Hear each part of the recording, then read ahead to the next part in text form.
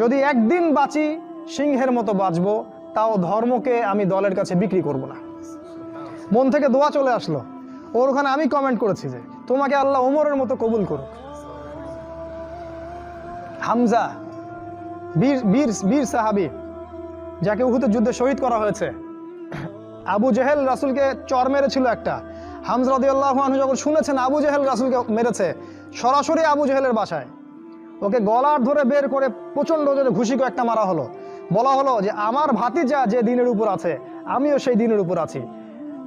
রুদ্দাহা in ইসতাতা'তা, তোমার ক্ষমতা থাকলে আমাদেরকে ঠেকিয়ে দেখাও দেখি। তিনি রাসূলের কাছে গেলেন, বললেন ইয়া ইয়া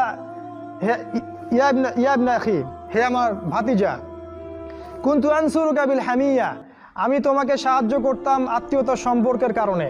আলা নানসুরুকা লিল ইসলাম, আজকের দিন থেকে আমি ইসলামের জন্য তোমাকে সাহায্য করব।